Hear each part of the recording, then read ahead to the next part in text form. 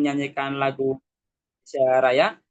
Yang ketiga yaitu Cannot Speak oleh Bapak Dr. Idi Amin MPD. Yang keempat Inti, ada pemateri 1 dan pemateri 2. Yang kelima nanti ada sesi diskusi.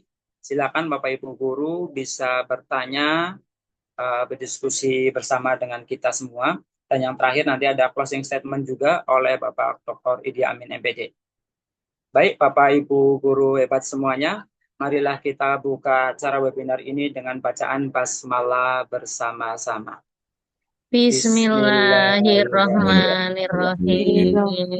Langsung saja nih Bapak Ibu, acara yang berikutnya yaitu menyanyikan lagu Indonesia Raya. Monggo hadirin dipersilakan berdiri. Berdiri Pak. Menyanyikan lagu Indonesia Raya. Ada pengumuman Pak ya? Ada pengumuman? Aku off cam.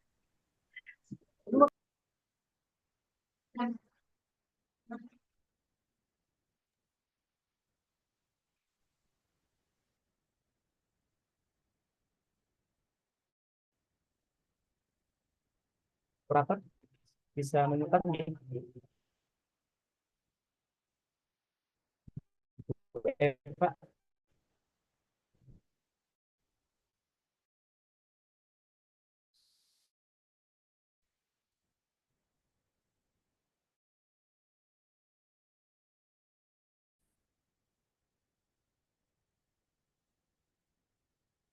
Dari Pak, yang ini dapat Pak.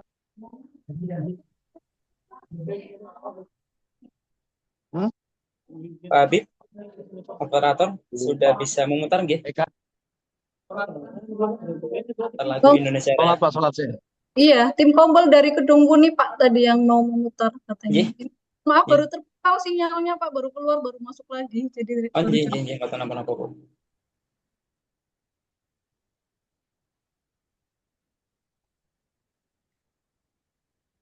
Ini batas ya.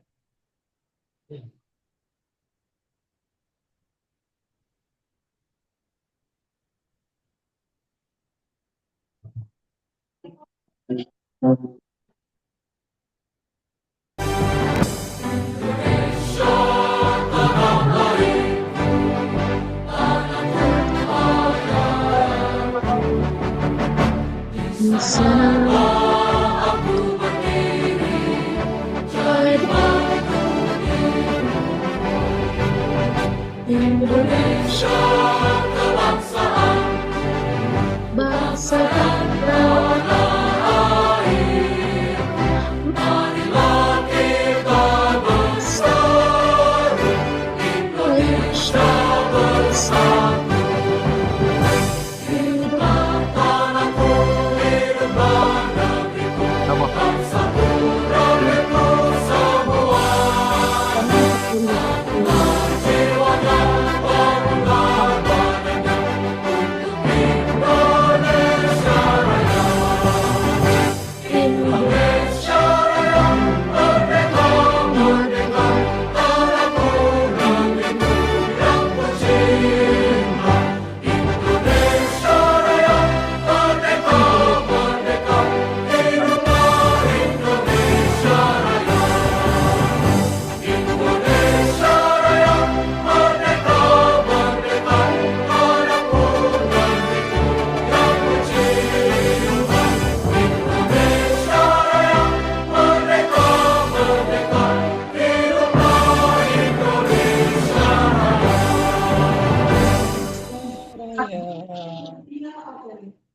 Terima kasih.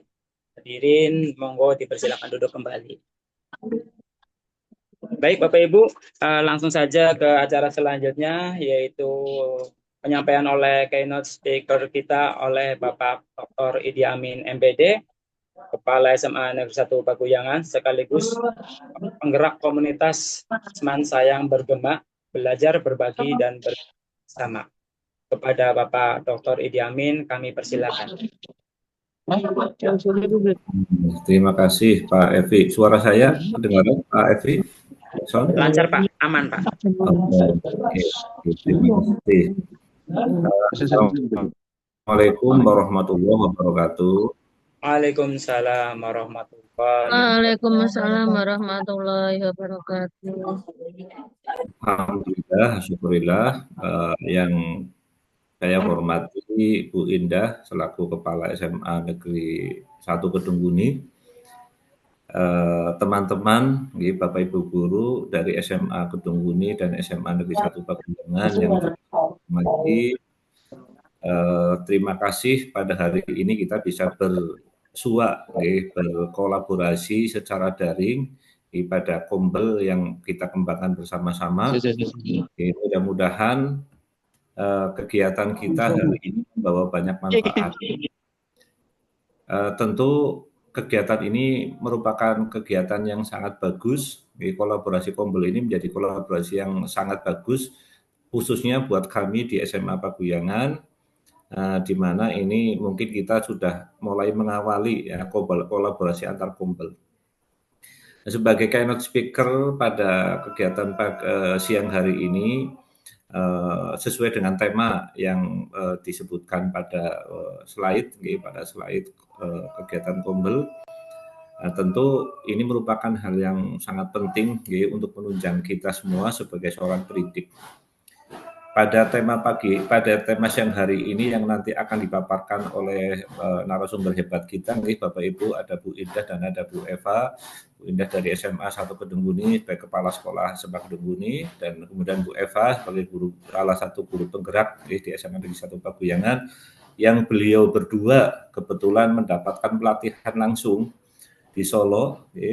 Ini pada siang hari ini ingin memaparkan tentang bagaimana kita mengembangkan pendidikan etika di pembelajaran yang tentu nanti diharapkan dapat berdampak pada murid begitu.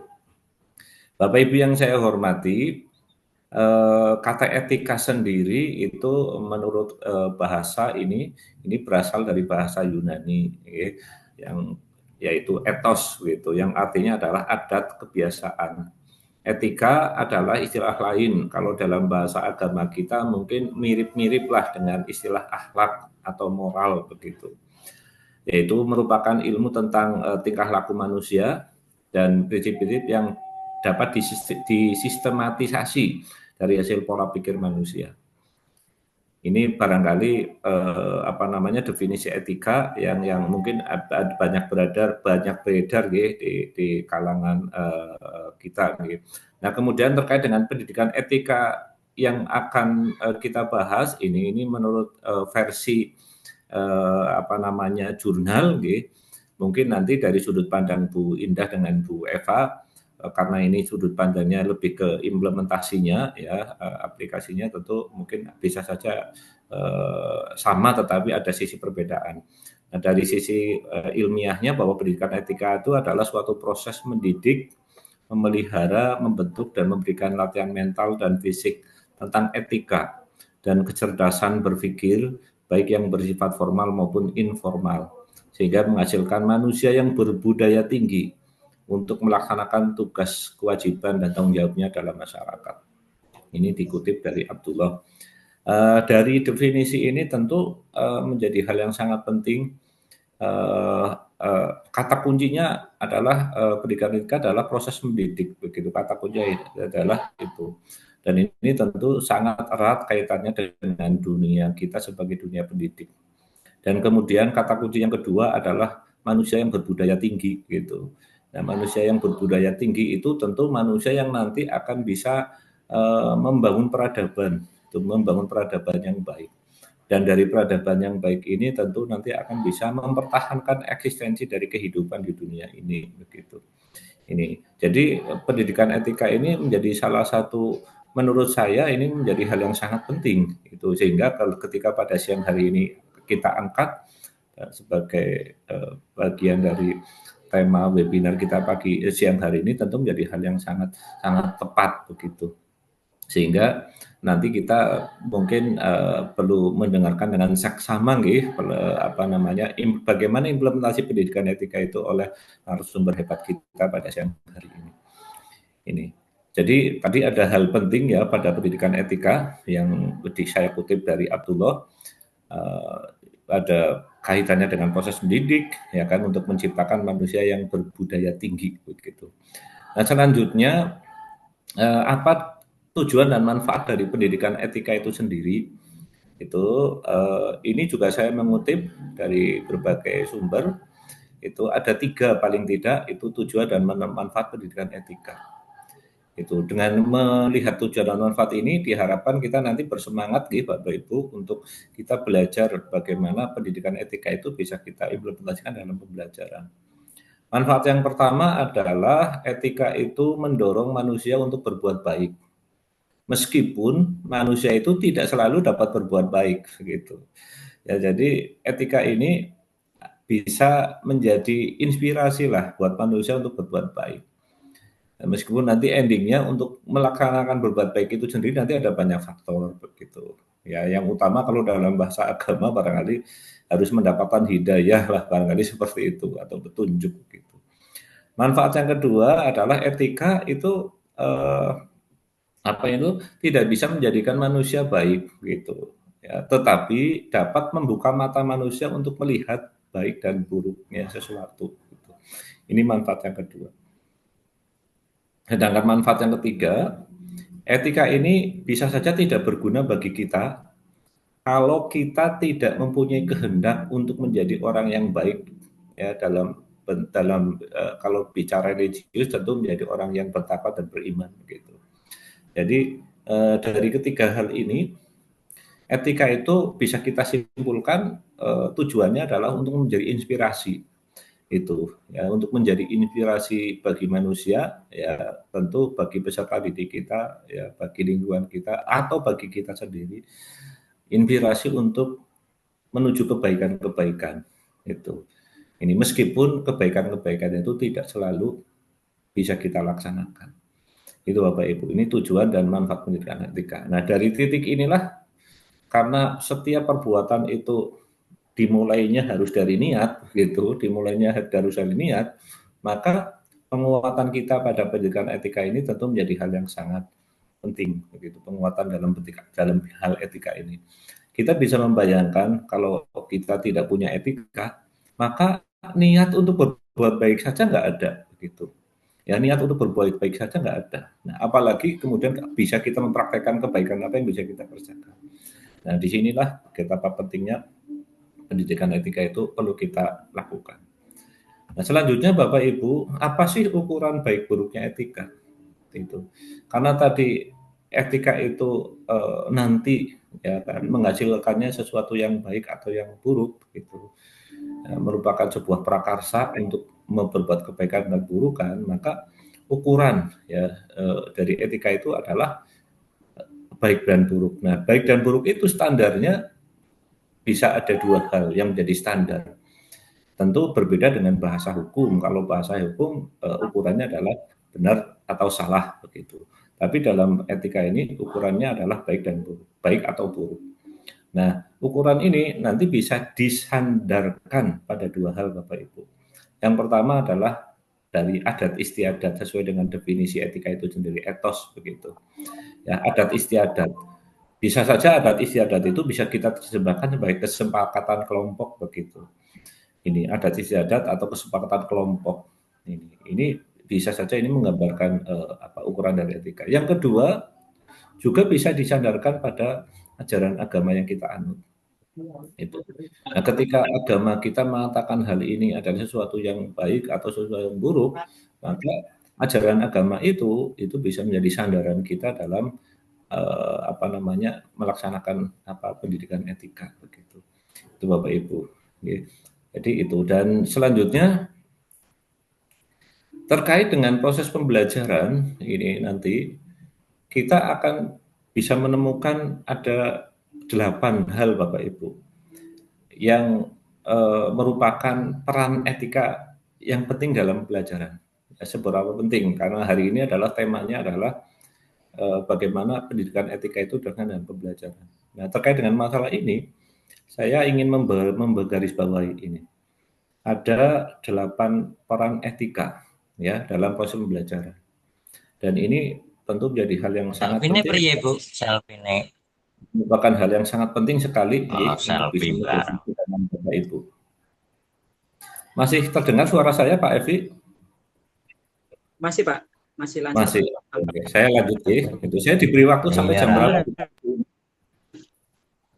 Gimana Pak? 1.30 ya, Iya 1.30. sampai jam 13.30 Pak. Bikin nih, Iya, oke. bikin.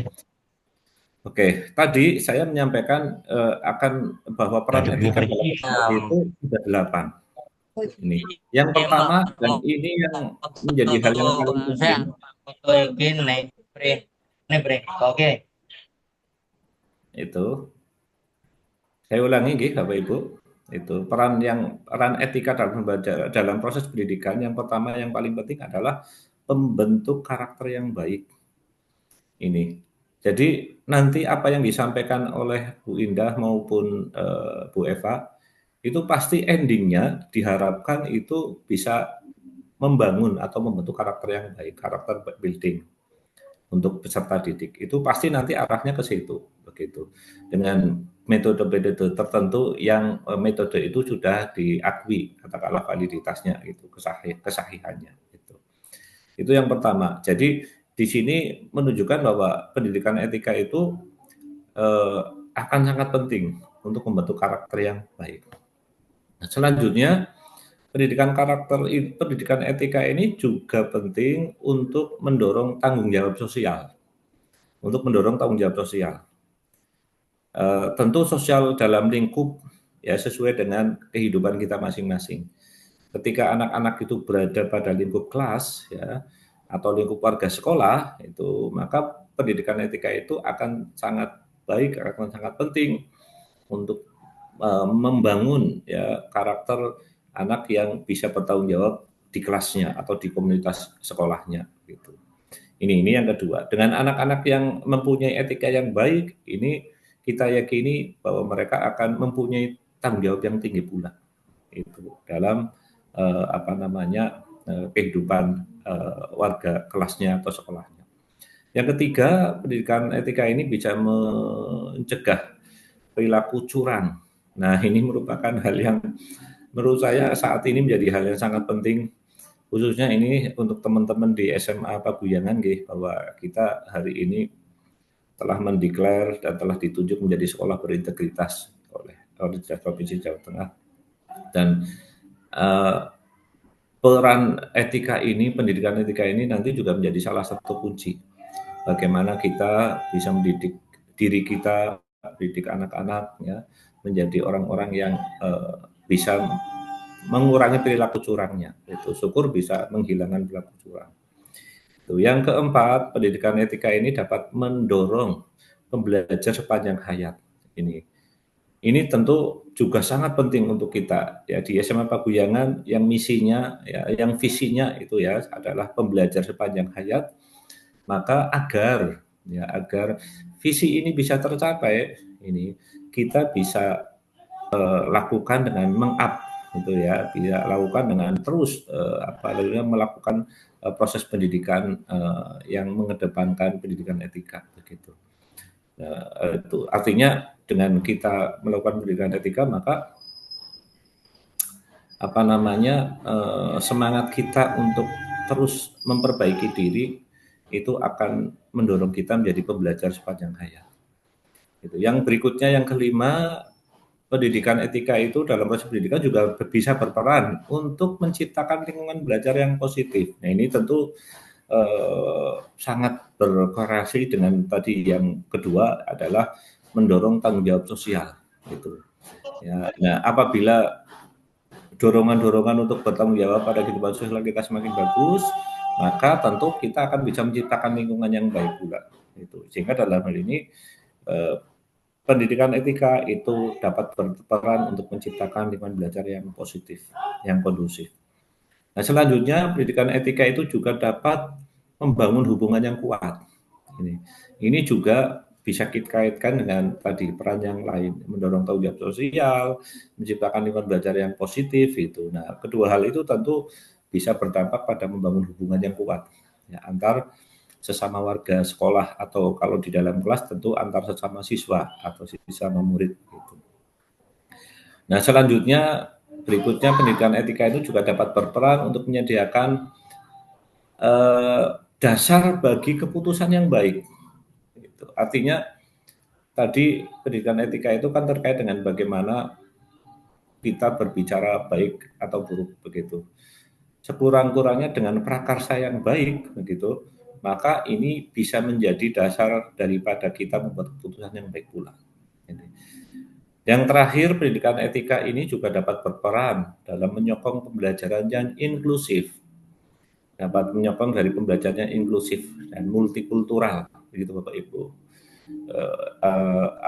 Ini tadi tentu ini bisa kita tarik benang merahnya itu dari bagaimana kita mendorong tanggung jawab sosial. Dengan pendidikan etika maka diharapkan kegiatan-kegiatan yang dilakukan di dalam kelas ini akan mendorong tanggung jawab sosial, dan sehingga yang muncul adalah suasana pembelajaran yang inklusif, suasana pembelajaran yang menyadari bahwa orang-orang yang ada di dalam kelas tersebut merupakan orang yang multikultur dengan banyak kultur, sehingga terbangun sifat yang saling menghormati. Itu Bapak Ibu. Jadi sekurang-kurangnya ada 8 peran pendidikan etika. Nah, mengingat perannya inilah, ini Bapak Ibu, pada siang hari ini kita patut untuk memperhatikan paparan dari Bu Indah dan Bu Eva tentang pendidikan etika dan bagaimana teknik pembelajaran yang bertujuan untuk menanamkan pendidikan etika ini. Dan ini sekali lagi merupakan proses yang sangat penting, menjadi pengetahuan yang sangat penting, ya, sekaligus juga merupakan bekal yang sangat penting bagi Bapak Ibu untuk terus memperbaiki proses pembelajaran. Ya, sehingga pembelajaran itu tidak sekedar membuat murid kita pinter, ya kan, punya kemampuan kognitif saja, tampilkan murid-murid yang punya etika tinggi, punya karakter tinggi. Mungkin itu yang bisa saya sampaikan sebagai pengantar. Pada prinsipnya kami sangat berterima kasih ini pada Bu Indah dan Bu Eva yang telah berkenan menjadi narasumber pada kegiatan pada siang hari ini. Mudah-mudahan apa yang disampaikan ini bisa membawa manfaat untuk kita semua. Demikian Pak Evi dan teman-teman semua, sebagai pengantar dari saya, nanti secara detail akan dijelaskan oleh Bu Eva dan Bu Indah. Terima kasih, mohon maaf apabila ada banyak kekurangan. Assalamualaikum warahmatullahi wabarakatuh. Waalaikumsalam warahmatullahi wabarakatuh. Terima kasih kami sampaikan kepada Bapak Dr. Idi Amin MPD, Waalaikumsalam warahmatullahi wabarakatuh. sekaligus Ketua Penggerak Komunitas SMA Negeri 1 Paguyangan Semansa yang bergema. Baik Bapak Ibu, sekedar informasi bahwa webinar kali ini terdaftar di BPS DMD Provinsi Jawa Tengah, sehingga nantinya sertifikat akan diterbitkan oleh BPS DMD Provinsi Jawa Tengah. Dan webinar kita pada hari ini mengusung tema implementasi pendidikan etika untuk penguatan profil pelajar Pancasila yang diinisiasi kolaborasi komunitas belajar Bernas featuring komunitas Mansa yang bergema. Baik, acara selanjutnya yaitu inti Bapak Ibu semuanya, semoga semangatnya terus bergema. Acara inti yang pertama yaitu pemaparan materi oleh Ibu Indah Muslihatun SPD MPD, Kepala SMA Negeri 1 Kedunguni Kabupaten Pekalongan, sekaligus penggerak komunitas belajar Bernas. Belajar bersama tingkatkan kapasitas. Nah, sebelum beliau memaparkan materi, saya jelaskan sedikit tentang biodata beliau. Beliau nama lengkapnya Indah Muslihatun SPD MPD, yang beliau lahir di Pekalongan 27 Februari 1975 dengan alamat Kandang Panjang, Gang 6 nomor 78, Jalan Tentara Pelajar Pekalongan, dengan riwayat pendidikan yaitu S1 Pendidikan Bahasa Inggris IKIP Semarang, lulus tahun 98, dan S2 Pendidikan Bahasa Inggris UNES, lulus tahun 2013. Beliau juga pengalaman menulisnya luar biasa. Beliau penulis ontologi cerpen Laki-laki Malaikat yang terbit tahun 2020, penulis buku Haji Semoga Mabrur yang terbit tahun 2024, dan saat ini sedang menulis buku tentang kesehatan mental yang berjudul Bening Hati. Sementara beliau juga berpengalaman yang sangat luar biasa dengan menjadi pembicara, pemateri di beberapa IAT yang tingkatnya sudah sampai nasional. Adapun pengalaman kejuaraan lomba beliau juara 3 lomba guru berprestasi tingkat Kota Pekalongan tahun 2010, serta juara 2 lomba kepala sekolah inovatif Provinsi Jawa Tengah tahun 2023. Moto hidupnya, Mairinas Anfaum Dinas. Do you best and that's good to the rest. Baik, langsung saja kepada Bu Indah Mustiatun SPD MPD kami persilakan. Monggo Bu. Oke. Terima kasih Pak Evi Sunaria. Bismillahirrahmanirrahim. Assalamualaikum warahmatullahi wabarakatuh. Waalaikumsalam warahmatullahi Waalaikumsalam wabarakatuh. warahmatullahi wabarakatuh. Yang terhormat Bapak Dr. Ihdi Amin selaku Kepala SMA Negeri 1 Paguyangan. Yang saya hormati Bapak Ibu Guru SMA Negeri 1 Kedungkuni dan Bapak Ibu Guru SMA Negeri 1 Paguyangan. Alhamdulillah pada siang ini kita bisa bertemu. Ini sebuah kolaborasi yang cantik antara Bernas dan Semansa yang bergema ya. Kita lihat profil SMA 1 Paguyangan ini juga luar biasa, sama-sama kita sekolah penggerak gitu ya. Dan mudah-mudahan kolaborasi kita kali ini mengawali kerjasama kita yang lain untuk kedepannya. Bapak Ibu yang saya hormati, betul yang disampaikan oleh Bapak Dr. Ihdi Amin bahwa pendidikan etika adalah sesuatu yang perlu kita seriusi bersama karena memang urgensinya ini sangat cukup mendesak gitu ya. Oke. Mengapa sih pendidikan etika itu penting? Ini karena kita nanti setelah ini ada Bu Eva ya, jadi perlu diketahui Bapak Ibu bahwa saya dan Bu Eva pernah mengikuti kegiatan pendidikan etika, workshop pendidikan etika, dan pada siang ini kita akan berbagi kepada Bapak Ibu semua. Saya mengambil bagian tentang pentingnya pendidikan etika dan secara umum bagaimana sih kita kemudian untuk bisa memperhatikan tentang pendidikan etika.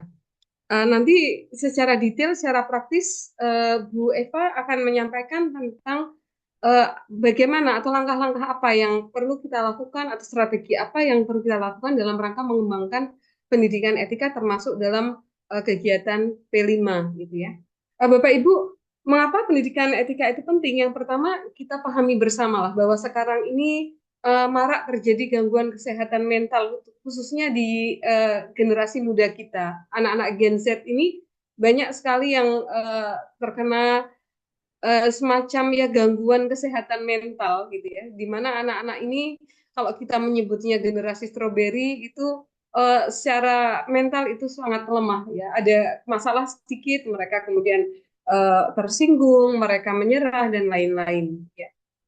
Kita sebut mereka generasi stroberi, tapi kepada mereka yuk kita hindari bareng-bareng. Jangan kita menyampaikan di hadapan mereka adalah generasi stroberi Bapak Ibu, karena bisa jadi ini akan menjadi mereka akan merasa wah oh iya ya saya generasi stroberi, berarti saya ini lemah, kemudian mereka nantinya memaklumi kelemahan mereka.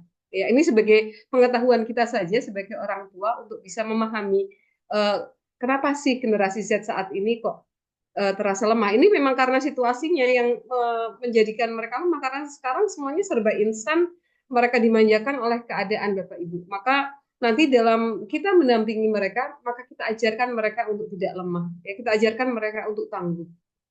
Nah tadi, maraknya gangguan kesehatan mental yang ini ditandai dengan misalnya, ini ada sebuah penelitian di mana netizen Indonesia ini dikatakan sebagai netizen yang paling tidak beradab Bapak Ibu. Paling tidak beretika. Ini kita bisa lihat dari ujaran-ujaran ketika para netizen itu berkomentar terhadap apa-apa yang mereka temui di media sosial ya, dan ternyata ini ditangkap oleh sebuah penelitian dan kita termasuk menjadi netizen ya yang tidak beretika Bapak Ibu. Ini sesuatu yang sangat kita sayangkan ya. Ada apa sebenarnya di kita, di generasi kita gitu. Kemudian berikutnya sekarang ini seperti kita ketahui bersama marak terjadinya perkelahian dan bullying. Ya tadi karena sedikit-sedikit tersinggung, sedikit tidak terima, akhirnya ketika ada terpicu oleh sesuatu yang membuat mereka emosi, membuat mereka marah, mereka mudah saja berkelahi tanpa melihat atau tanpa memandang apa sih efeknya ke belakang. Jadi mereka kurang bisa berpikir panjang. Oke, untuk apa-apa yang kemudian mereka putuskan secara reaktif itu. Kemudian pergaulan bebas ini juga sesuatu yang menjadi kekhawatiran kita Bapak Ibu, bahwa saat ini marak sekali terjadi pergaulan bebas dengan berbagai variasi kejadian-kejadiannya yang ini sangat kita sayangkan tentunya. Nah ini kita harus peduli Bapak Ibu, kita harus peduli bahwa ada apa nih, kita sedang sakit ini, generasi muda kita sedang sakit dan mari kita peduli untuk itu. Itu that's why kemudian mengapa pendidikan etika itu harus kita pedulikan, harus kita coba seriusi bersama-sama Bapak. Yang kedua adalah untuk menciptakan tatanan masyarakat yang tertib, saling menghormati dan saling mendukung. Dan berikutnya untuk meningkatkan kesejahteraan dan kebahagiaan umat manusia. Kita tahu Bapak Ibu bahwa siapapun kalau ditanya apa sih yang dicari dalam hidup ini, pasti yang dicari adalah kebahagiaan dan ketenangan. Dan ketika banyak orang saat ini galau, resah, ya tentunya kebahagiaan jauh dari hidup mereka. Oke, next Pak Ista. Oke. Berikutnya, apa itu pendidikan etika? Tadi Pak Ihdi Amin, Pak Dokter sudah menyampaikan ya bahwa pendidikan etika itu terkait dengan akhlak, dengan karakter. Menyitir dari apa yang pernah saya baca, bahwa karakter itu terbagi menjadi dua, Bapak Ibu, yaitu karakter moral dan karakter kinerja. Nah, dalam penyampaian atau internalisasi pendidikan etika, kita perlu memperhatikan dua hal ini. Karakter moral ini mengacu pada hal-hal yang terkait dengan moralitas ya, misalnya dengan kejujuran, kesabaran, kemudian saling peduli, saling membantu, itu termasuk karakter moral.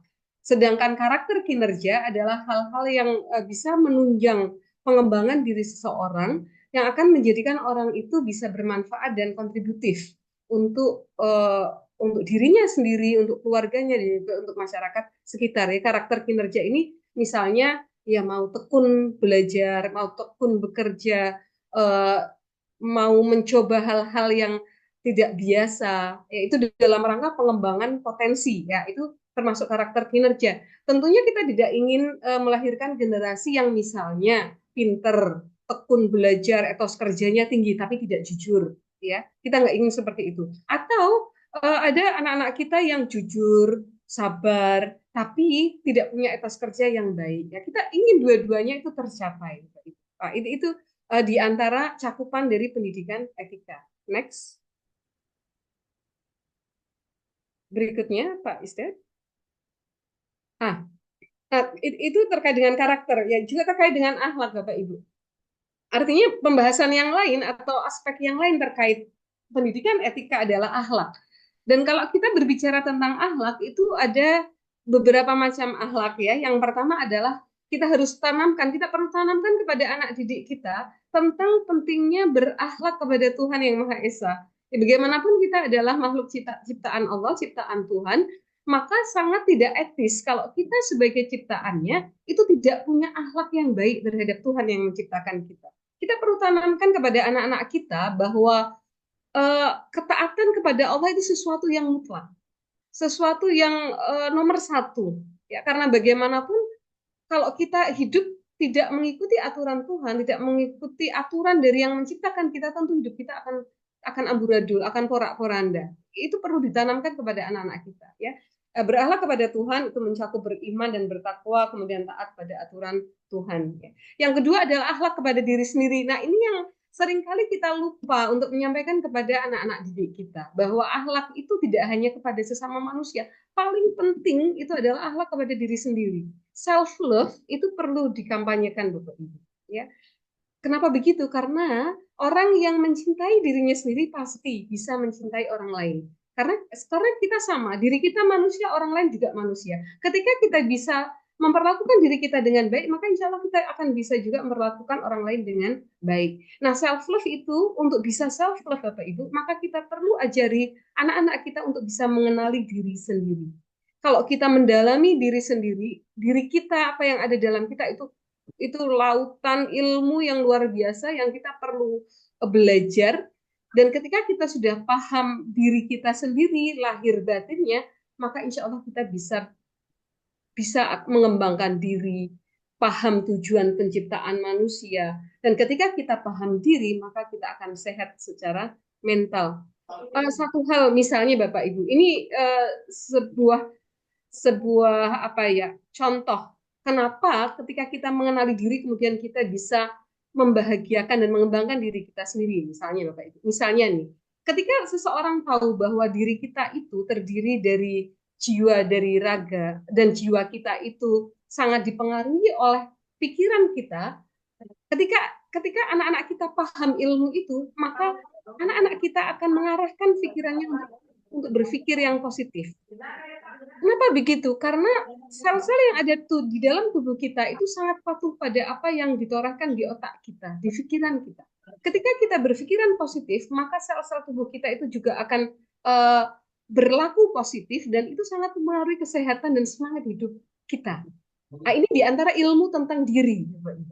Dan sebaliknya, ketika orang tidak paham tentang ilmu tentang ini satu ilmu saja nih tentang diri sendiri, kemudian dia membiarkan pikirannya berpikir negatif, maka yang akan terjadi dalam hidupnya adalah hal-hal negatif.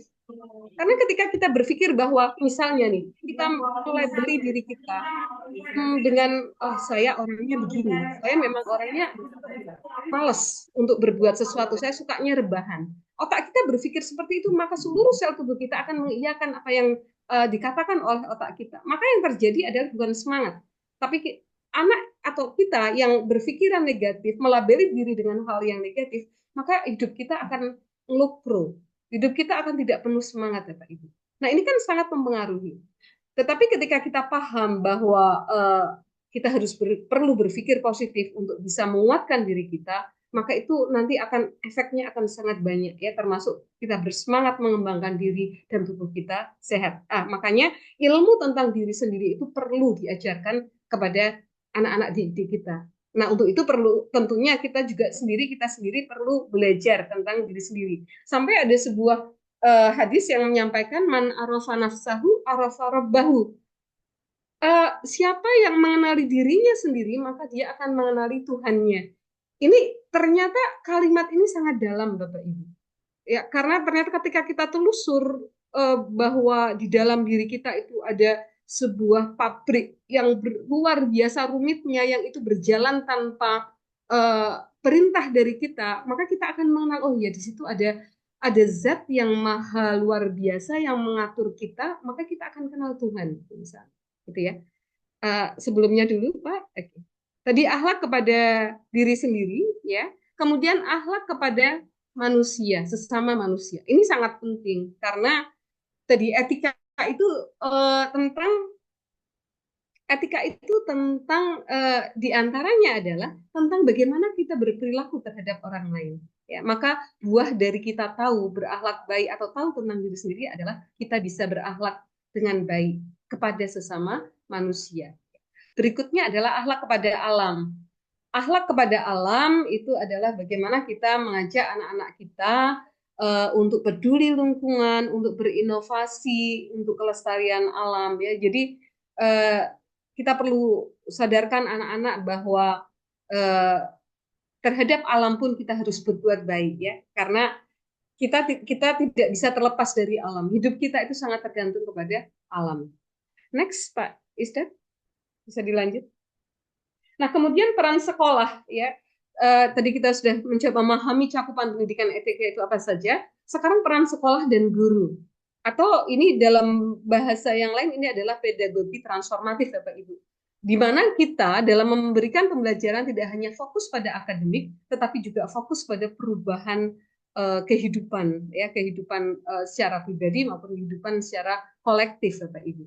Nah, yang pertama adalah kita sebagai sekolah, sebagai guru harus paham siswa secara holistik, Bapak Ibu. Bahwa siswa itu tidak bisa berdiri sendiri hanya sebagai siswa. Kita nggak bisa melihat siswa dia sebagai siswa gitu aja. Kita harus melihat siswa secara holistik, bahwa dia itu ada di dalam sebuah ekosistem yang menyangkut dirinya sendiri, kemudian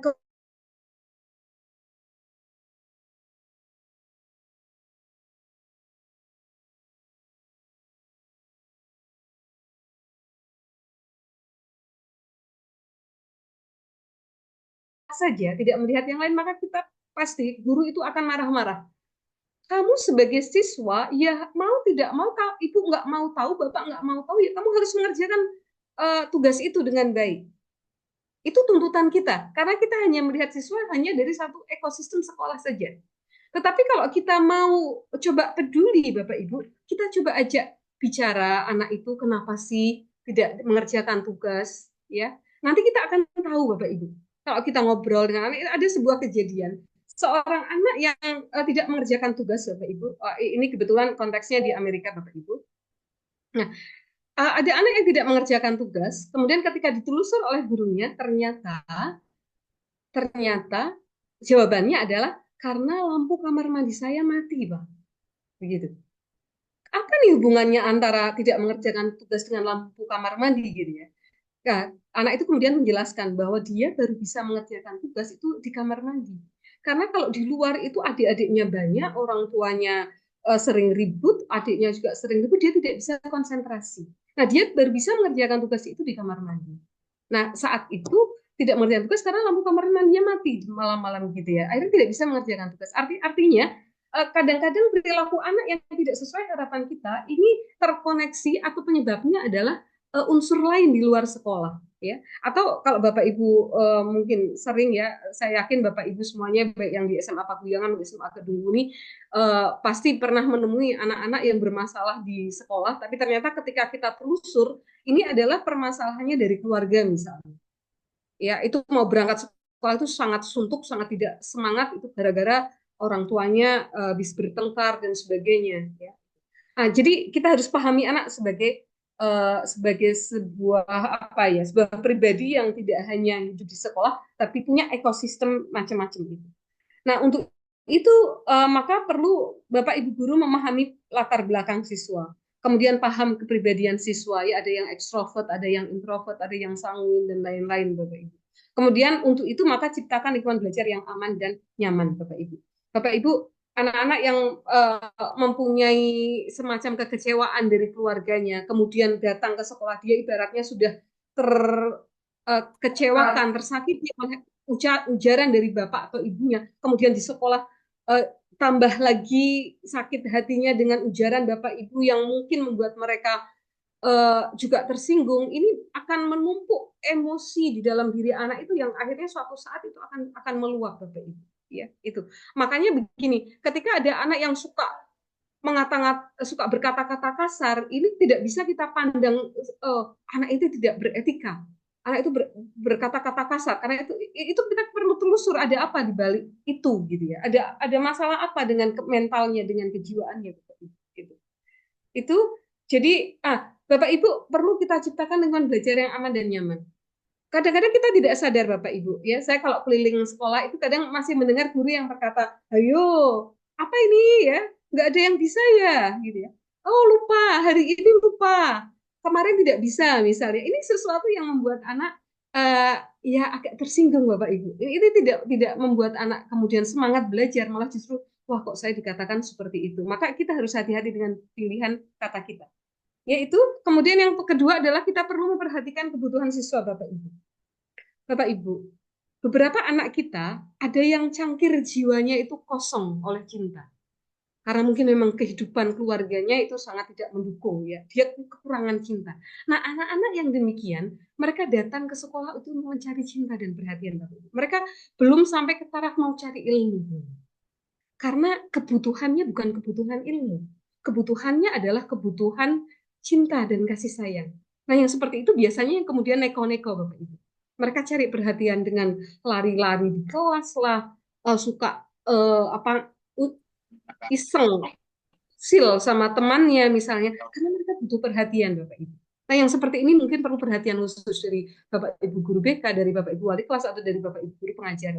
Itu. Nah, sementara anak-anak yang berangkat ke sekolah dengan cangkir jiwa yang penuh dengan cinta dan perhatian, nah mereka cari ilmu Bapak Ibu.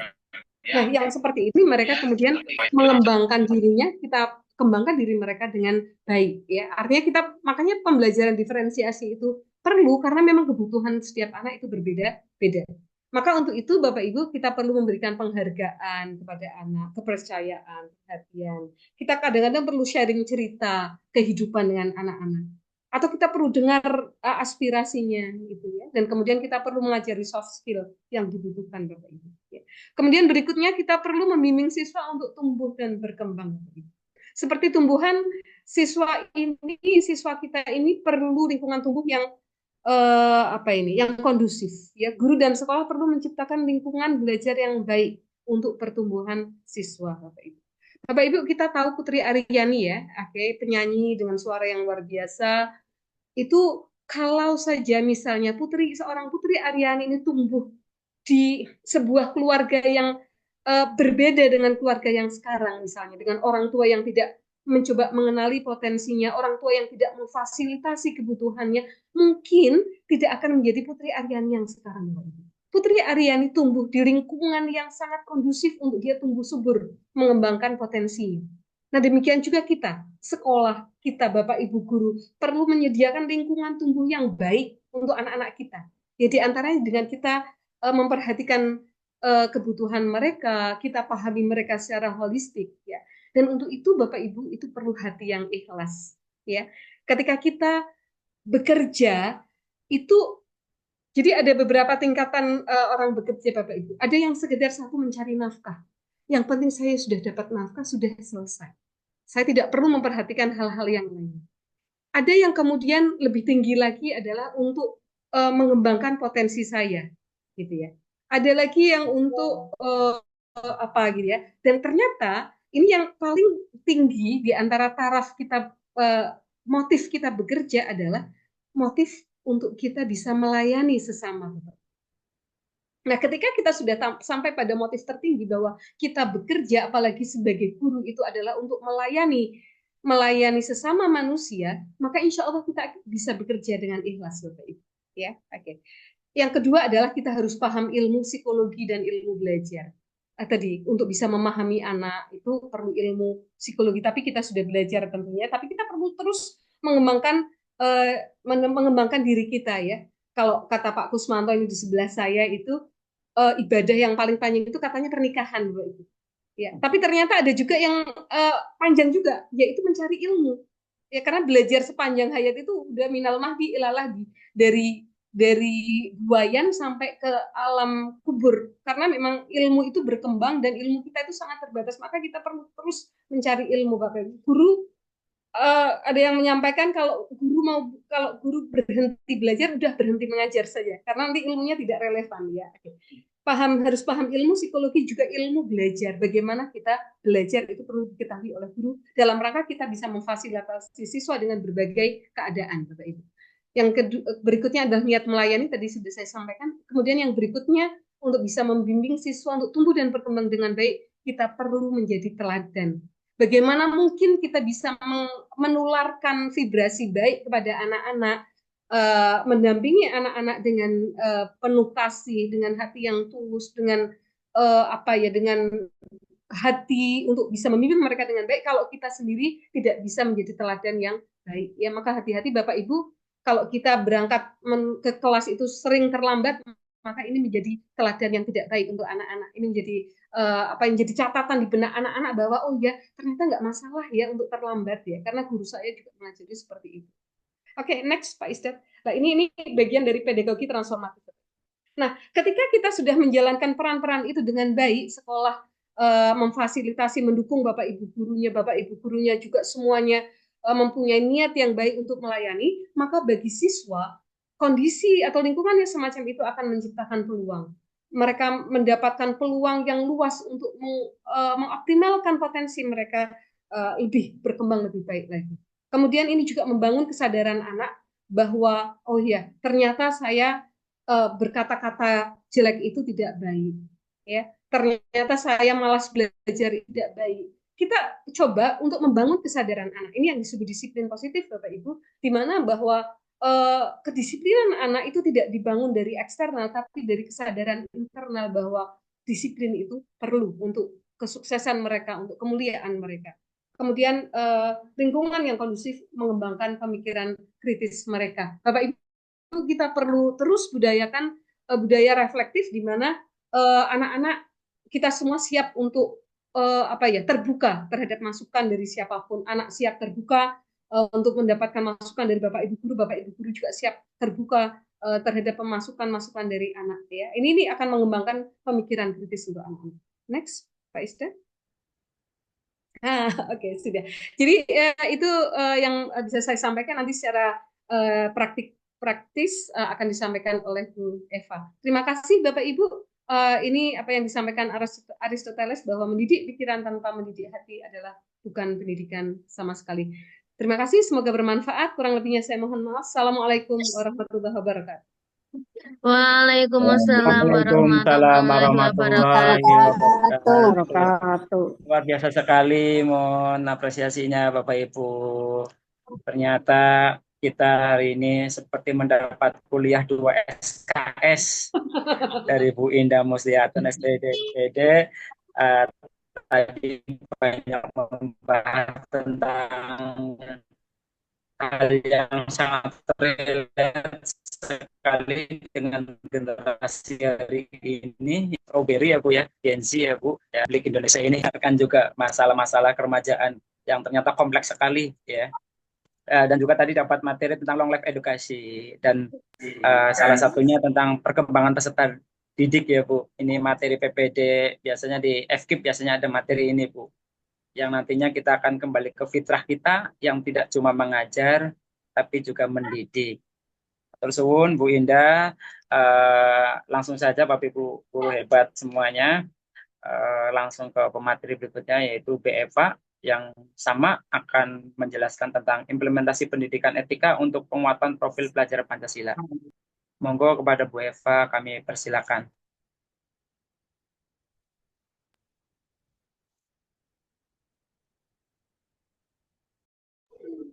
Baik, terima kasih Pak Epi waktunya. Sebentar Bapak Ibu. Mohon maaf Pak Epi, nanti barangkali sinyal saya begitu kurang. Ini Pak Nis, kurang kondusif, ini sedang ada sedikit gangguan begitu di saya berada waktunya 25 menit ya Bu ya. 25 menit. Oke. Baik, bismillahirrahmanirrahim. Assalamualaikum warahmatullahi wabarakatuh. Waalaikumsalam warahmatullahi wabarakatuh. Salam dan Waalaikumsalam warahmatullahi wabarakatuh. Salam dan bahagia Bapak Ibu hebat semuanya, yang terhormat Kepala SMA Negeri 1 Paguyangan Bapak Dr. Idi Amin MPD, dan juga ini yang salam hormat saya untuk Ibu Indah Muslihatun SPD MPD, Kepala SMA Negeri 1 Kedungbuni Pekalongan, dan segenap Bapak Ibu guru hebat yang pada siang hari ini masih sangat bersemangat untuk terus belajar bersama, meningkatkan kompetensi diri dalam acara ngobras ini, ngobrol bareng komunitas, yaitu kolaborasi komunitas belajar Seman Sayang Bergema dengan komunitas belajar Bernas ini dari SMA Negeri 1 Kedungbuni. Semoga pada hari ini kita akan mendapatkan nilai manfaat begitu dari pelaksanaan proses belajar kita. Izin share screen untuk materi saya nanti, yaitu melanjutkan dari Bu Indah tadi. Sudah muncul nggih Pak Evi? Itu saya lebih mendalami nanti fokus kepada implementasi pendidikan etika berbasis pedagogik transformatif. Tadi sempat disinggung sebelumnya kaitan dengan istilah pedagogik transformatif. Nah, nanti akan kita kupas bersama, apa sih pedagogik transformatif itu? Apa kaitannya dengan pendidikan etika begitu? Perlu saya sampaikan juga bahwa kaitan dengan implementasi pendidikan etika berbasis pedagogik transformatif ini, saya dengan Bu Indah itu alhamdulillah bisa bertemu dengan sosok hebat seperti Bu Indah yang sangat menginspirasi. Beliau adalah kepala sekolah yang inovatif juga. Kemarin saya diberikan kesempatan untuk belajar bersama beliau di PBKP Jateng, yaitu di Solo pada tanggal 19 sampai 21 Agustus 2024, yaitu kaitan dengan implementasi pendidikan etika yang terintegrasi atau diintegrasikan ke dalam pembelajaran, yaitu melalui penguatan profil pelajar Pancasila. Implementasi pendidikan etika sendiri ini akan menjadi salah satu program nasional yang dicanangkan oleh BPKP seluruh Indonesia, dan Jawa Tengah adalah peringkat kedua setelah BPKP Jatim dalam hal sosialisasi implementasi pendidikan etika. Ketika kita mendengar pendidikan etika, mungkin kita akan teringat kembali dengan istilah di masa lalu, yaitu pendidikan karakter. Nah, kenapa sih penting? Nah, tadi sudah dipaparkan oleh Bu Indah. Memang sedikit juga saya pernah membaca bahwa Microsoft sebagai perusahaan raksasa dunia itu pernah melakukan satu penelitian survei digital civility itu terhadap 32 negara. Nah, 29 Indonesia itu berada di peringkat 29 kaitan dengan warganya yang tingkat kesopanannya itu di urutan 29 begitu dari 32 negara. Artinya itu sangat memprihatinkan untuk kita bahwa nilai kesopanan kaitan dengan norma kesopanan, etika itu kita berada di level yang sangat rendah. Padahal negara Indonesia secara kultur itu berada di adat ketimuran. Nah, ini menjadi PR besar dan tantangan kita sebagai seorang pendidik. Lah, ini mungkin dari Kemendikbudristek akhirnya berpikir penting sekali untuk mengimplementasikan pendidikan etika diintegrasikan ke dalam pembelajaran. Kemarin disampaikan oleh Ketua BPKP Jateng, Bapak Darmadi, bahwa di kurikulum Merdeka kita sudah memiliki alatnya nih. Alatnya namanya adalah P3, Profil Pelajar Pancasila. Nah, sudah punya alatnya, tinggal kita meracik, mengelola, mengimplementasikan, mengintegrasikannya seperti apa. Akhirnya digelontorkanlah istilah pedagogik transformatif.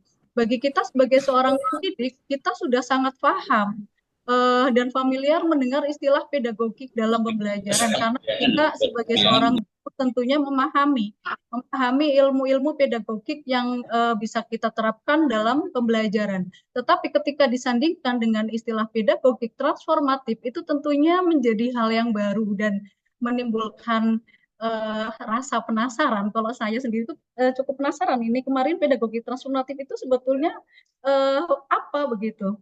Nah, ini akan kita kupas bersama, tapi sebelumnya nanti saya ajak dulu Bapak Ibu untuk sejenak melakukan refleksi diri melalui video yang akan saya putarkan berikut ini.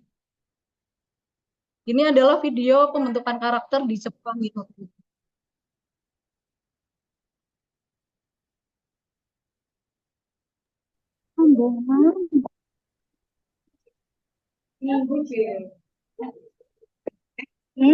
Ya senene lang ko. Konti bol ko.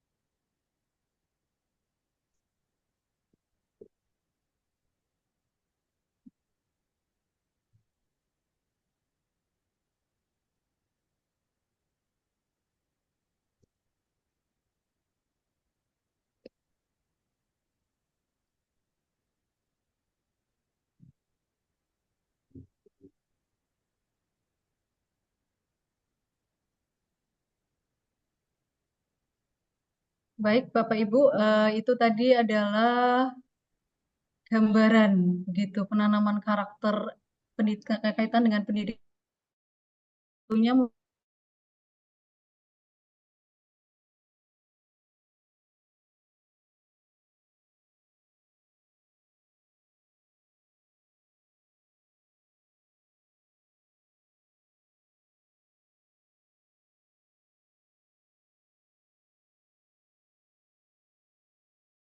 di kolom chat. Nah, mungkin timbul juga di benak kita sebagai seorang pendidik. Dapatkah membentuk karakter pelajar Indonesia seperti yang ada di video yang terjadi di Jepang, yaitu penanaman karakter di Jepang itu yang sangat luar biasa baik, disiplin, walaupun memang sebagai negara maju, kita tidak bisa meniru semuanya karena memang pasti ada titik lemahnya, tapi kita ambil sisi positif dari negara Jepang, yaitu disiplinnya sangat tinggi sekali begitu.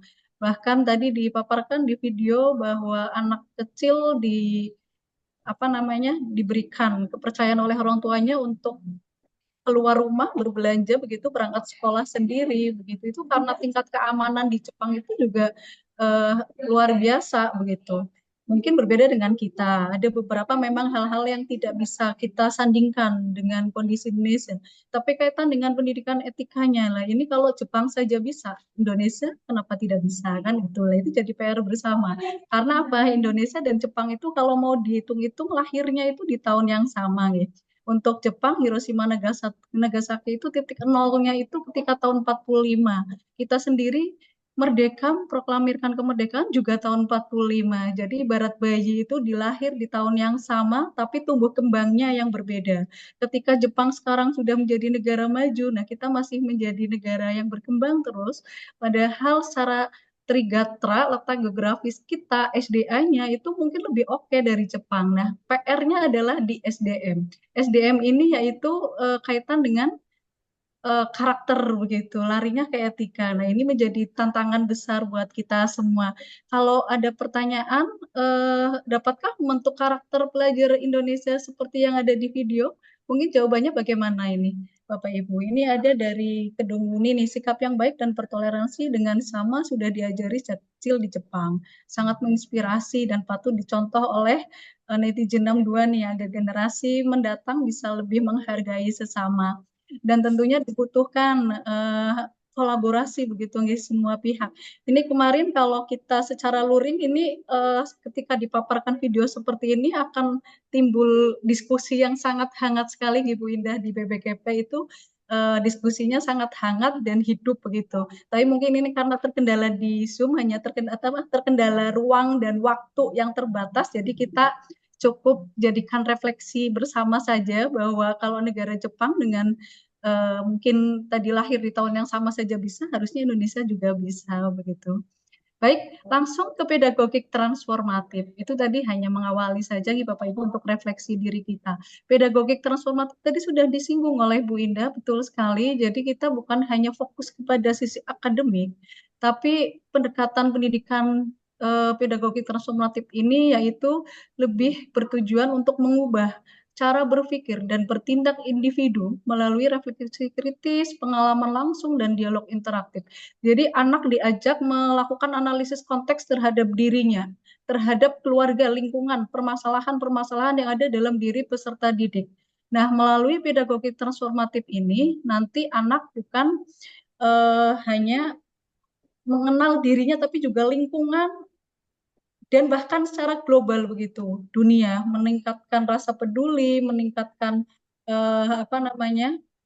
rasa berpikir kritisnya juga ada. Jadi ini relate sekali dengan profil pelajar Pancasila yang sudah ada dalam kurikulum Merdeka.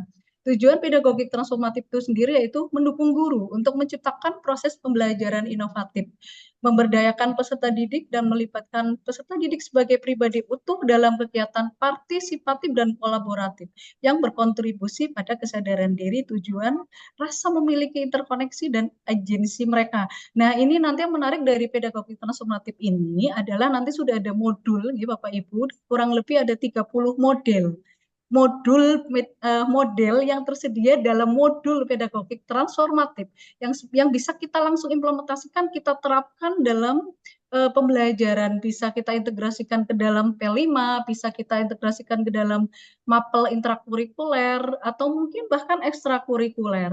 Nah, untuk guru BK mungkin ini bukan hal yang asing atau mungkin pernah mendengar sebelumnya, atau mungkin ternyata penerapan dari pedagogi transformatif ini hampir mirip dengan Bapak Ibu guru BK yang selama ini sudah dilaksanakan begitu.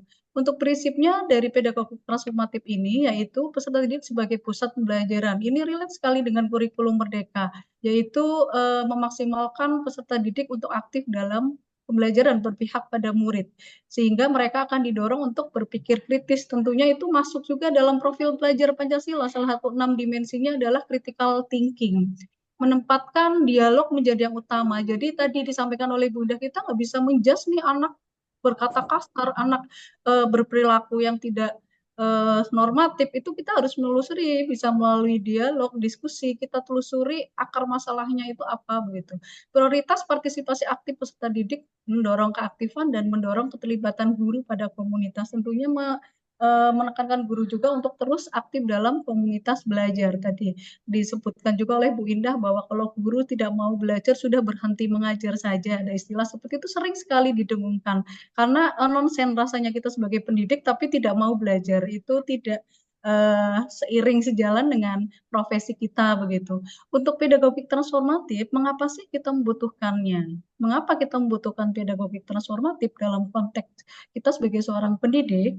Karena pedagogi transformatif ini fokus pada pemberdayaan siswa, yaitu membantu peserta didik berkembang secara menyeluruh dengan memperkuat nilai-nilai etika yang membantu mereka mengembangkan identitas dan rasa memiliki dan membina hubungan positif dengan orang lain. Jadi nanti memang muara akhirnya goalnya adalah ketika semua pendidik di Indonesia saling berkolaborasi dari jenjang dasar sampai menengah tinggi, konsisten berkomitmen untuk terus menanamkan, mengimplementasikan pendidikan etika, semuanya memang membutuhkan proses tidak instan. Itu di generasi beberapa tahun ke depan Indonesia, warga Indonesia itu akan memiliki kesadaran etika yang tinggi begitu. Nah, keterkaitan dengan pendidikan etika, keterkaitan antara pendidikan etika dengan P3, profil pelajar Pancasila, tentunya sangat berkaitan. Di sini ada keselarasan nilai, pedagogik berpusat pada peserta didik, transformasi batin, kerangka khusus. Nah, ini relevansinya tentunya sudah dipertimbangkan oleh Kemendikbud. Kenapa tadi di awal saya sampaikan bahwa alasan utama mengimplementasikan pendidikan etika adalah karena kurikulum Merdeka itu punya alatnya yaitu P3, profil pelajar Pancasila. Nah, nanti integrasinya bisa melalui beberapa cara, tadi bisa P5, proyek penguatan profil pelajar Pancasila, bisa melalui kegiatan intrakurikuler pembelajaran kita, bisa melalui ekstra begitu. Jadi masuk antara intrako dan ekstra itu implementasi pendidikan etika itu bisa kita masukkan begitu. Nah, bagaimana sih kita mengintegrasikan pendekatan ini? Jawabannya yaitu melalui modul pembelajaran pedagogik transformatif.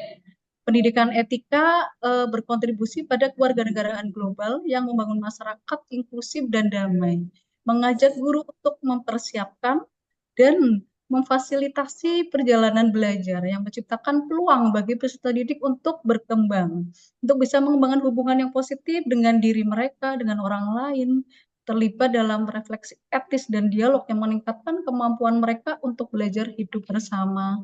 Nah, tentunya mempersiapkan mereka juga untuk menjadi warga masyarakat dan warga negara yang beretika tinggi. Tadi disebut di video di Jepang juga dipaparkan bahwa bukan hanya anak-anak kecil, tapi sampai mereka tumbuh kembang menjadi dewasa, ketika kecil diajarkan nilai-nilai etika di sekolah, di rumah, lanjut di masyarakat, akhirnya warga Jepang itu juga memiliki kesadaran dan disiplin yang sangat luar biasa. Contohnya ketika mereka dituntut harus mengantri, harus menyeberang jalan, begitu. Dilihat sangat rapi sekali.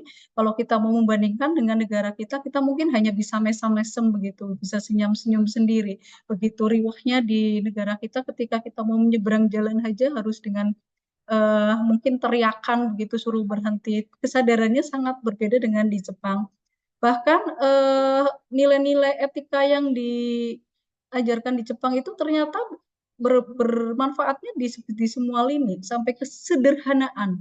Kesederhanaan itu juga muncul. Jadi disampaikan tidak ada apa namanya tas yang paling bagus, seragam baju yang paling bagus, semuanya itu diseragamkan sama begitu.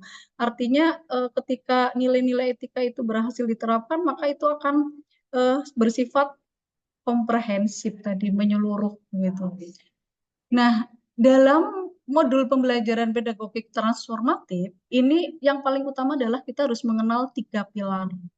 3 pilarnya yaitu ada yang pertama pilar hubungan, kedua pilar refleksi dan dialog etis, dan yang ketiga adalah pilar tindakan kolektif. Nah, masing-masing pilar ini nanti akan ada model atau acuan modul pedagogik transformatifnya masing-masing dengan topik yang sudah disesuaikan dan bisa diterapkan untuk pembelajaran. Jadi modelnya ada yang semi bermain peran, ada yang refleksi kritis, ada yang apa namanya saling menilai antar teman, macam-macam dengan topik yang menarik begitu. Nanti kalau sampai akhir nanti kita akan sampai ke situ. Nah, ini yang pilar yang pertama dulu. Dalam pilar yang pertama, hubungan, ini modul pembelajarannya yaitu sebagai sebuah perjalanan yang memungkinkan pembelajar untuk mengeksplorasi identitas dirinya, melihat siapa mereka dan menghargai perbedaan. Jadi nanti akan ditentukan di pilar yang pertama ini ada beberapa tipe modul pedagogik transformatif yang tentunya mengandung beberapa dimensi yang relate berkaitan dengan profil pelajar Pancasila begitu. Jadi mereka akan diajarkan untuk berempati, menghormati semua orang terlepas dari latar belakang agama, budaya, suku, gender.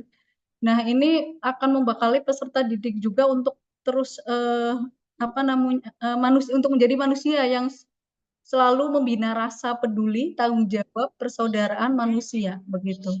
Untuk refleksi dan dialog etis di pilar kedua, ini peserta didik mulai diajak untuk melakukan refleksi diri dan dialog dengan orang lain yang memperdalam kepekaan, empati mereka terhadap masalah etika dan meningkatkan kemampuan mereka untuk mendengarkan, berkomunikasi secara empati.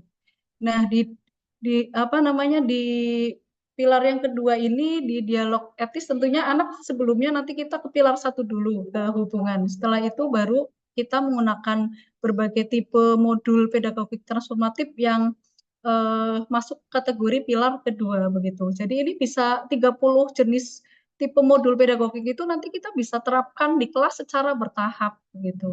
Ini untuk pilar yang kedua. Untuk pilar yang ketiga ini yaitu tindakan reflektif. Nah, pada akhirnya perjalanan pembelajaran membantu menciptakan pengalaman pembelajaran transformatif yang memberdayakan setiap pelajar untuk berkembang, memelihara jati diri mereka, mengembangkan nilai etika bersama yang mendukung kewarganegaraan global, dan membantu membangun masyarakat yang lebih inklusif dan damai.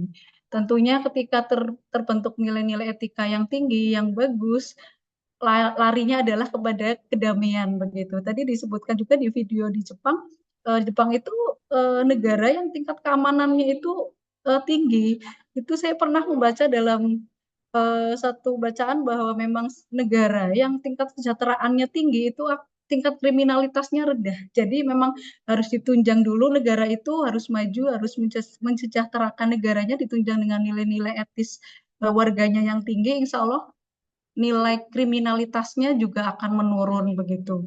Berbeda mungkin dengan di negara kita, kenapa angka kriminalitas kita masih tinggi? Karena memang nilai-nilai etika dari warganya juga masih rendah. Nilai tingkat kesejahteraan dari warganya juga masih belum banyak tergolong yang tersejahterakan begitu. Nah, itu ternyata saling berkaitan. Kenapa Jepang bisa menjadi negara yang aman? Bahkan ada pernah salah satu netizen ini bukan warga Jepang tapi melakukan semacam tes begitu, semacam tes aja uji coba menjatuhkan dompetnya secara sengaja nih di Jepang. Kira-kira dompetnya akan kembali atau tidak begitu. Dan ternyata kembali dalam keadaan utuh, tidak berkurang satupun uangnya. Nah, kita refleksikan kalau di sini mungkin dompet hilang ya sudah boro-boro kembali, ketika kembali pun uang sudah habis begitu. Oke. Ini adalah modul pembelajaran dan kegiatan merancang dan menyampaikan program pendidikan etika di kelas, yaitu kita mungkin bisa melalui permainan di awal. Tadi sebetulnya tahapan dari pendidikan etika itu bisa anak-anak atau peserta didik itu bisa kita ajak dulu untuk melakukan analisis konteks begitu. Analisis konteks itu bukan hanya konteks sekolah, tapi analisis konteks terhadap dirinya. Peserta didik memiliki permasalahan apa dalam dirinya, dengan keluarganya, dengan temannya, itu berarti kita mengajak peserta didik untuk melakukan analisis konteks permasalahan yang dia alami begitu. Nah, ini ada kemarin kita di BPKP itu bermain Dismissing Island, ini pulau yang hilang. Di situ nilai filosofis dari permainan ini sungguh sangat luar biasa, yang sebetulnya ini bisa kita terapkan di kelas begitu. Cara bermainnya mungkin nanti bisa saya spill sedikit aja. Anak disuruh berkelompok begitu, kemudian ada 2 pulau, mereka ada yang jadi hiunya, ada yang berperan jadi hiu begitu. Ada nanti mereka pulau itu mereka harus berebut masuk ke dalam pulau, dan pulau yang satu itu hilang.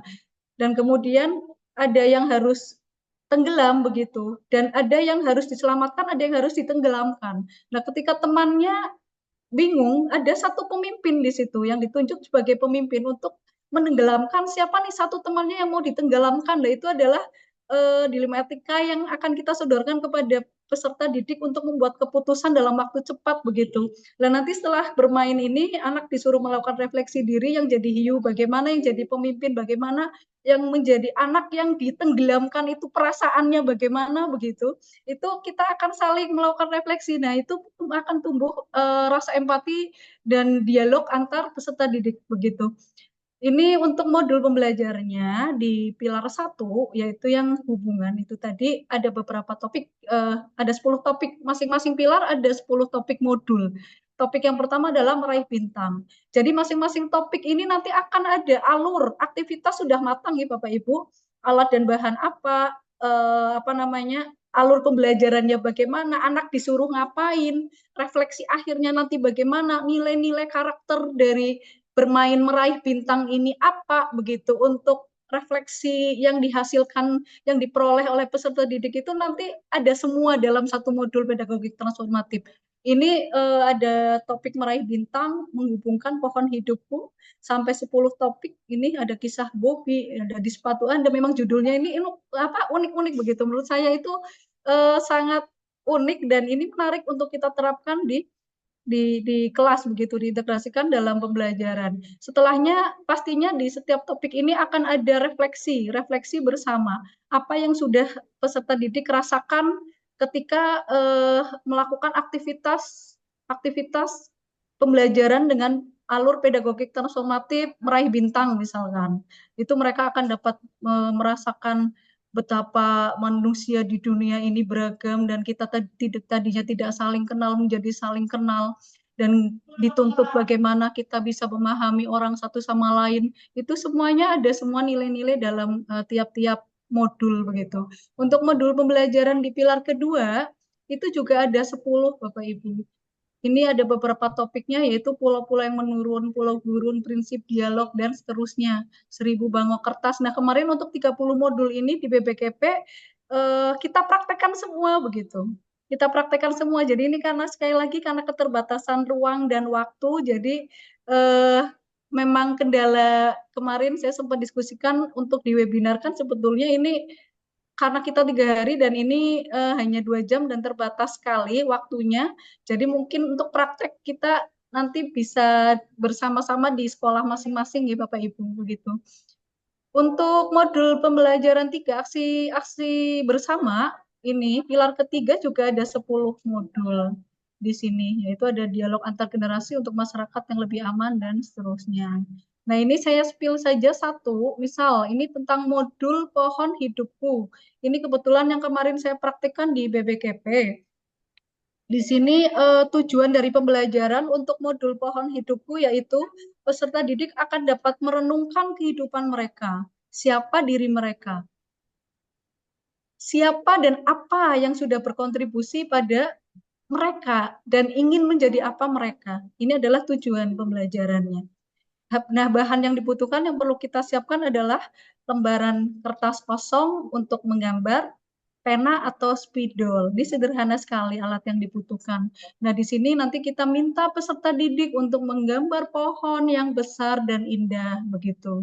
Nah, itu bisa kita integrasikan gitu Bapak Ibu di mapel kita. Atau misalkan nanti ketika P5 nih banyak sekali mungkin Bapak Ibu yang aduh bingung mau ngapain. Kita banyak kosong waktu gitu. Kita banyak gabut begitu untuk gurunya itu sudah kehilangan apa namanya ide nih untuk apa bisa kita terapkan modul pedagogik transformatif ke dalam P5 begitu dengan memilih topik yang sesuai. Kita mau milih topik yang mana begitu. Nah, ini untuk modul pohon hidupku setelah peserta didik diminta untuk menggambar pohon yang besar dan indah, maka mereka diberikan aktivitas selesai menggambar yaitu kita memberikan beberapa pertanyaan untuk mereka jawab di dalam bagian-bagian pohon itu begitu. Kamu tinggal di mana, dengan siapa, apa yang paling kamu suka dengan keluargamu, siapa sih teman terdekat kamu begitu. Apa yang paling kamu senangi begitu. Nah, yang dikuasai apa? Apakah kamu suka menggambar, menyanyi? Nah, itu mereka akan menuangkan dalam pohon begitu, pohon yang sudah mereka gambar itu, pohon hidupku yang menggambarkan kehidupan eh, peserta didik itu sendiri. Mereka juga bisa membuat emot sedih atau senang atau kecewa begitu. Nah, setelahnya nanti setelah selesai minta peserta didik saling berbagi apa yang mereka tulis dan gambar dan diskusikan persamaan dan perbedaan dari masing-masing peserta didik. Refleksinya di akhir nanti kita akan mengejak peserta didik untuk menggunakan dan merenungkan apa sih yang membuat setiap orang itu unik, siapa sih yang paling berkontribusi dalam kehidupanmu. Nah, itu bentuk refleksi-refleksi yang mungkin bisa kita apa namanya tanamkan pada peserta didik sampai muncul sikap saling menghargai antar teman begitu. Mungkin ketika ada yang saling bermusuhan kita bisa mendamaikan dengan saling berminta maaf begitu. Itu dengan hal-hal sederhana, dimulai dari hal-hal sederhana seperti itu kita coba masukkan ke dalam pembelajaran mungkin akan bisa bermanfaat begitu. Mohon maaf ini Pak Evi waktunya overtime berapa 5 menit ini. Terima kasih Bapak Ibu, seperti itu yang bisa saya sampaikan. Saya kembalikan ke moderator. Terima kasih. Wassalamualaikum warahmatullahi wabarakatuh. Waalaikumsalam Waalaikumsalam warahmatullahi warahmatullahi wabarakatuh. wabarakatuh. Terima kasih atas pemaparan materi dari Ibu Eva. Luar biasa sekali Bapak Ibu semuanya, bahwa pembahasan tadi sangat menarik oleh dua pemateri kita. Maka selanjutnya pada sesi berikutnya yaitu sesi diskusi, kita buka sesi diskusi ini untuk 3 penanya dulu nih Bapak Ibu. Monggo barangkali yang ingin bertanya silakan bisa raise hand atau bisa melalui kolom chat. Monggo bisa disampaikan pada kami barangkali ada yang ingin ditanyakan. Dan jangan lupa Bapak Ibu guru semuanya, jangan lupa untuk mengisi link daftar hadirnya karena daftar hadir ini penting untuk penerbitan sertifikat. Adapun sertifikat nanti akan dikirim via email. Monggo Bapak Ibu, barangkali ada yang ingin bertanya, dipersilakan. Sertifikat nanti mungkin bisa diunduh juga di PPSDMD Simapan nih Pak. Beberapa hari setelah pelaksanaan biasanya bisa diunduh secara mandiri di Simapan. Betul. Monggo Bapak Ibu, silakan. Bagi yang ingin bertanya, boleh bertanya kepada Bu Indah ataupun Bu Eva, atau nanti bisa dijawab juga oleh Bapak Dr. Idi Amin MPD. Mau dipersilakan, materi ini ternyata sangat relate sekali dengan anak didik yang hari ini kita hadapi. Monggo dipersilakan. Biasanya dari unsur guru BK, biasanya banyak menghadapi curhatan dari generasi hari ini yang tadi disampaikan oleh Bu Indah, katanya mudah terserang mental. Monggo dipersilakan. Tidak ada Pak Evi, berarti saya aja Pak Evi, nggak apa-apa Bu Indah, Bu Eva. Ini monggo Pak Didi, dipersilakan. Oke. Saya berhak bertanya apa enggak ini? Boleh Pak, pertanyaan Kita sebagai diskusi Pak, peserta. nggak bertanya Pak, kita diskusi aja Iya, lah gitu. saya membayangkan saja. Saya terus terang dari paparan tadi itu kemudian yang ada dalam bayangan saya adalah membayangkan antara keterhubungan apa namanya metode atau model yang disajikan dalam modul itu dengan nanti pencapaiannya begitu. Saya mungkin sedikit bertanya terkait dengan kemarin pada saat paparan BPGP, model-model yang dikembangkan itu seberapa jauh telah melalui proses riset sehingga kita berkeyakinan bahwa model itu betul-betul nanti bisa mengubah etika siswa begitu. Seberapa jauh kita bisa mengubah etika siswa itu. Karena apa namanya di dalam keoptimisan yang tadi disampaikan oleh narasumber, ya kita sadar betul bahwa etika itu ternyata tidak hanya dibentuk oleh sekolah kan, tapi juga dibentuk oleh lingkungan keluarga dan masyarakat. Gitu. Jadi waktu di Solo dulu ada pertanyaan kayak gitu apa tidak Bu Eva? Seberapa valid itu model itu telah teruji begitu sehingga betul-betul kita berkeyakinan bahwa model itu kalau diterapkan akan efektif. Mungkin itu Bu Eva, Bu Ida juga boleh menjawab. Terima kasih. Monggo mau Bu Eva dulu, silahkan. Monggo Bu Indah dulu. Seingat saya Pak Idi, ini karena memang Pak Idi ini kan ya sudah terbiasa dengan riset gitu ya. Pasti pikirannya itu langsung ke riset nih. Pak Edi, seingat saya kok belum ada ya Bu Eva ya yang mempertanyakan itu ya Bu Eva ya. Cuma kalau kami sih berpikirnya begini Pak, artinya modul-modul itu dibuat adalah sebagai sebuah upaya untuk men-trigger, memunculkan rasa empati anak, kepedulian anak, penggalian potensi anak gitu Pak. Itu sebagai sebuah ikhtiar. Dan kalau kemudian pertanyaannya apakah valid atau tidak nanti untuk mengubah seseorang lebih beretika sebagai sebuah ikhtiar, sebagai sebuah upaya, apa salahnya kita coba Pak? Misalnya seperti ini Pak, misalnya pada pohon kehidupanku, ketika ada pertanyaan siapa sih yang sudah berkontribusi terhadap diriku, terhadap hidupku, maka pada kegiatan itu anak kita fasilitasi untuk berpikir, berhenti sejenak, kemudian berpikir kita menimbulkan kesadaran-kesadaran anak bahwa oh ya ibu saya itu berperan loh untuk saya, oh ya bapak saya itu berperan loh untuk saya, yang itu sebelumnya tidak terfikirkan Pak. Jadi kalau menurut saya ini permainan-permainan yang coba yang ada di modul ini adalah sebuah bentuk kita menjedakan anak sejenak, kemudian kita menggiring mereka untuk berpikir hal-hal yang sebelumnya tidak pernah terfikirkan oleh anak-anak ya. Misalnya ada permainan bintang itu ya Bu Eva ya. Di situ sederhana sekali.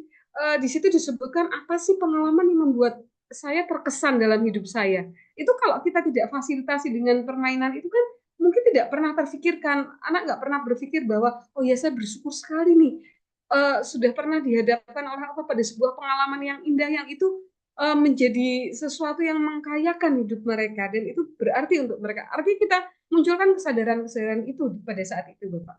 Jadi kalau pertanyaannya apakah sudah ada riset, mungkin sudah ada mungkin ya Pak. Tapi kalau saya sih berpikirnya itu adalah bentuk ikhtiar kita untuk menyadarkan anak untuk hal-hal kecil yang mungkin tidak pernah disadarinya atau bahkan jarang disadarinya. Mungkin itu jawaban dari kami Pak Idi dan apresiasi sekali dengan Pak Idi yang sangat kritis ini ya untuk mempertanyakan hal itu Pak Idi. Ya mungkin Bu Eva mau nggak Bu Eva? Siap Ibu, terima kasih Bu Indah untuk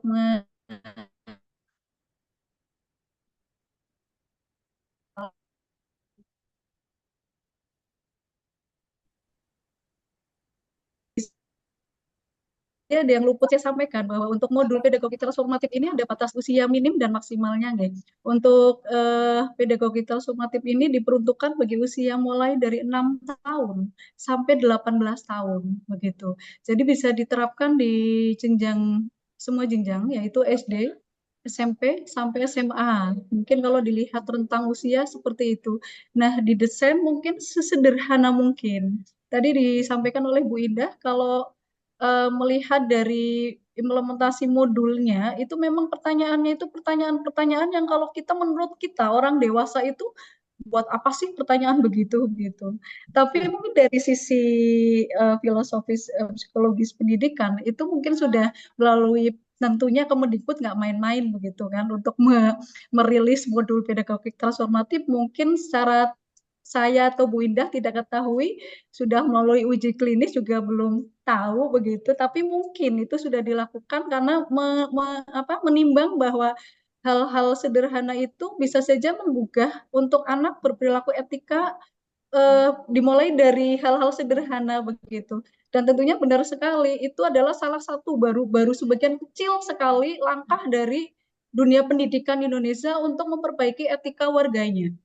Tentunya dibutuhkan kolaborasi dari keluarga, dari masyarakat begitu. Kemarin di BPKP itu mungkin ada diskusi yang agak terkait dengan pertanyaan ini adalah ketika kita semua disuruh melakukan refleksi dan analisis permasalahan di sekolah masing-masing begitu Bu Indah. Di sekolahnya masih terjadi 3 dosa besar pendidikan kah? Bullying misalkan termasuk di dalamnya bahkan sampai ada yang menyampaikan permasalahan di sekolahnya itu ada banyak pornografi begitu, ada yang perkawinan dini begitu. Jadi konteks sekolahnya itu kemarin dibedah bersama dulu begitu. Nah, untuk yang solusinya tadi digelontorkan adalah salah satunya melalui pedagogik transformatif yang bisa diimplementasikan itu adalah salah satu bentuk ikhtiar kita bersama yang memang tadi kalau kita sebagai orang dewasa kok sederhana sekali tapi bisa jadi itu memang bisa menjadi jalan begitu untuk dimulainya pembentukan etika sejak dini dengan keterlibatan atau kolaborasi semua pihak. Seperti itu Bapak, mohon maaf apabila tanggapan saya kurang optimal. Monggo Pak Evi atau Bu Indah mau menambahkan lagi. Terima kasih Bu Eva. Tadi ada yang present Bu Eva. Pak Boleh. Antama. Monggo Terima Pak kasih. Antama. Terima kasih Bapak Ibu. Yang pertama saya hanya ingin mengingatkan terkait dengan daftar hadir maupun instrumen untuk evaluasi untuk bisa diisi di link yang sudah saya berikan di chat. Dan yang kedua, apakah saya boleh juga ikut bertanya? Boleh sekali Pak. Boleh. Oke. Saya ingin bertanya. Yang pertama, yang kira-kira bagaimana prinsip etika ketika diterapkan untuk memecahkan dilema moral, Pak, dalam pengambilan keputusan di sebuah lingkungan sekolah. Terus kira-kira apa dampak ketika itu diterapkan terhadap perkembangan karakter? Terima kasih Pak Antama. Monggo barangkali Bu Eva atau Bu Indah atau Pak Ihti. Ini yang tahu Bu Eva nih, sama-sama guru penggerak ini. Kebetulan Pak Antama ini guru penggerak, Bu Eva. Etika dan dilema moral Bu. Sepertinya dilema etika nggih Pak atau bujukan moral Pak. Bujukan moral dilema etika nggih. Tadi sempat singgung juga itu ada permainan pulau yang hilang itu. Kalau kita mau menerapkan itu bisa bentuk permainan tapi juga bisa untuk bermain secara berkelompok begitu Pak, bisa kita terapkan.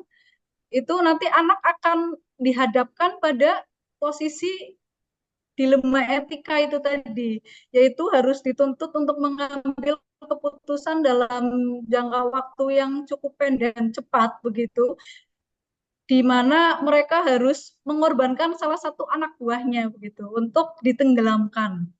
Analoginya seperti itu. Jadi kita nanti pura-puranya itu akan bermain dalam pulau-pulau yang tadinya 3, 2, 1 ya akhirnya itu hilang begitu, dan itu pemimpinnya itu anak atau peserta didik nanti, bukan kita nanti akan sebagai guru yang memfasilitasi begitu. Nah itu bisa begitu diterapkan dalam disisipkan untuk pembentukan etika. Berarti dengan konsep itu saya ambil kesimpulan dengan sistem ada yang dikorbankan tadi ya, kita harus mengorbankan satu untuk menyelamatkan banyak semuanya. Nggak bisa nggak kira-kira tanpa mengorbankan itu bisa nggak, apa memang pengorbanan itu harus untuk sebuah sistem yang baik. Matur nuwun. Iya, iya, yang namanya dilema etika bujukan moral itu kan kaitan dengan benar-benar, benar salah, salah-salahan kayak gitu. Jadi memang apa namanya di dalam proses pembentukan karakter etika itu kita juga harus mengajarkan kepada peserta didik bahwa tidak semuanya kita harus apa namanya membenarkan semua yang salah dan salahkan semua yang benar. Intinya seperti itulah. Jadi memang nanti dilema etika bujukan moral itu juga bisa kita tanamkan dalam diri anak ketika tadi contoh menyelamatkan semua atau menyelamatkan yang mayoritas tapi harus ada yang mau dikorbankan. Lah itu nanti kita bukan ini Pak. Kita akan melihat apakah pemimpinnya yang mau berkorbankan atau ada anak buahnya yang mau berkorban begitu. Kalau di kelas saya kemarin ada yang sudah saya aja yang tenggelam karena saya yang paling berat, karena saya yang sudah tua begitu, karena saya yang sudah tua yang sebentar lagi saya juga mau pensiun misalkan kayak gitu. Nah, nanti mungkin peserta didik itu kita bisa mengamati perilaku masing-masing bukan hanya pemimpinnya saja. Pemimpin mungkin di akhir ketika mereka harus membuat keputusan, tapi di anak buahnya itu nanti bisa saja akan muncul sudah yang tenggelam saya saja karena saya yang paling apa kayak gitu. Lah itu nanti setelahnya kita ajak refleksi bersama apa namanya sebagai seorang pemimpin bagaimana, kamu yang ditenggelamkan bagaimana, kamu yang sebagai hiunya seperti apa. Lah kan apa namanya dipahami masing-masing peran itu bahwa kalian suatu saat akan dihadapkan pada peran seperti itu begitu. Harus berkorban, harus mengorbankan. Seperti itu. Lantas kira-kira kalau dengan sistem itu diterapkan, kira-kira dampak etis dalam konteks pendidikan apa, Bu? Itu Apakah tadi. itu Saya coba Ya saya monggo coba- Bu Indah. Iya, oke. Ini mungkin konteksnya tidak di konteks selalu dalam pendidikan ya Pak Antama ya. Mungkin dalam kehidupan sehari-hari. Sorry. Dalam konteks kehidupan sehari-hari itu ada kalanya memang. Jadi saya juga berkesan dengan permainan itu ya Bu Eva, kita satu kelompok kebetulan saya dengan Bu Eva. Itu memang dalam kehidupan kadang-kadang memang harus ada momen di mana kita harus kemudian yang saya pelajari adalah momen mengalah gitu. Artinya kita perlu ajarkan kepada anak didik kita ketika misalnya memang di sebuah keadaan di mana memang harus ada yang berkorban. Tetapi kan kita menyampaikan kepada anak-anak kalau yang namanya berkorban itu berarti ada yang kurang, ada yang terambil dari kita. Maka yang perlu kita tanamkan kepada anak-anak bukan kemudian kita berkorban, tapi kita ya sama sih, cuma berkorbannya kita adalah dalam rangka untuk menyelamatkan yang lain, untuk kepentingan orang lain. Di situ ketika kita melakukan itu dengan sebuah kesadaran bahwa kita tidak merasa dikorbankan, ini adalah sebuah kesadaran yang utuh bahwa kita ingin menyelamatkan yang lain, maka sometimes dalam hidup ini perlu ada momen seperti itu Pak, di mana kita mengalah demi orang lain. Dan ketika kita mengalah bukan berarti kemudian kita kalah atau kita kemudian menjadi pihak yang kemudian berkorban atau dikorbankan, bukan. Tapi ketika kita berkesadaran bahwa ini mengalah untuk orang lain, ini adalah sesuatu yang mulia saya pikir. Dan anak itu perlu diberikan kesadaran untuk itu. Dan di Smith Island itu saya pikir ini sebuah bentuk permainan yang bisa membangun kesadaran anak untuk tadi belajar mengalah. Utamanya untuk di situ pemimpin ya Bu Eva ya. Itu kan keputusannya ada pemimpin, bahkan ada kemudian pemimpinnya yang mengalah, ya sudah saya saja ini demi selamatnya anak buah gitu ya, karena untuk pemimpin pun kadang-kadang kan perlu berkorban, perlu yang mengalah untuk yang lain gitu mungkin Pak Aka. Berarti prinsipnya kita mengutamakan mayoritas daripada minoritas. Oke. Bukan begitu juga, tapi jiwa berkorban itu loh Pak, jiwa mengalah itu perlu ditanamkan ya. Ya, matur suwun sekali Bapak Ibu yang saya hormati, menarik sekali diskusi sore kita hari ini yang sebetulnya mesti banyak yang ingin kita diskusikan ya Bapak Ibu semua, terutama tadi yang disampaikan oleh Pak Antama ya gitu ya. Itu terkait dengan banyak sekali Bu, sekarang sosial eksperimen tentang lemahnya pengetahuan generasi Z kita, termasuk lemahnya etika mereka. gitu ya. Dan itu seolah-olah seperti menjadi PR-nya dunia pendidikan kita. Masih ada mindset di masyarakat kita yang perlu kita edukasi bersama bahwa sekolah ini kesannya seperti bengkel yang harus bisa membenahi anak didik kita menjadi lebih optimal dan lebih berpotensi lebih baik lagi. Baik Iya, Bapak tapi Ibu, ketika guru sekolah semuanya. tidak, maaf Pak, ketika sekolah tidak mau peduli, terus siapa lagi yang mau peduli gitu loh, Pak? Betul, Anji. Karena dari pihak keluarga sendiri kadang-kadang gitu. Iya, maka kita perlu berkolaborasi dengan masyarakat, terutama Betul. pendidikan informal yang Ibu dari rumah begitu. Keluarga. Baik Bapak Ibu yang saya hormati, mohon maaf langsung ke sesi berikutnya karena waktunya terbatas, yaitu closing statement oleh Bapak Dr. Idi Amin MPD. Pada beliau kami persilakan. Oke, terima kasih. Suara masih kedengaran, Pak Evi? Dengar Pak, jelas. Oke, oke. Untuk kedua kalinya, Bapak Ibu, ini sebagai closing statement, seperti apa yang saya tadi juga tanyakan, ini merupakan tantangan, tantangan buat kita semua, bahwa keyakinan kita tentang pendidikan etika ini merupakan sesuatu yang perlu dibangun, begitu. Ini, dan dalam hal tersebut, di depan mata kita itu kita telah berhadapan dengan tantangan-tantangan yang luar biasa berat. Yang pertama adalah bagaimana pendidikan keluarga dan pendidikan lingkungan itu ternyata bisa jadi tidak cukup mendukung terbentuknya etika yang selaras dengan upaya yang dikerjakan oleh sekolah. Itu tantangan yang pertama.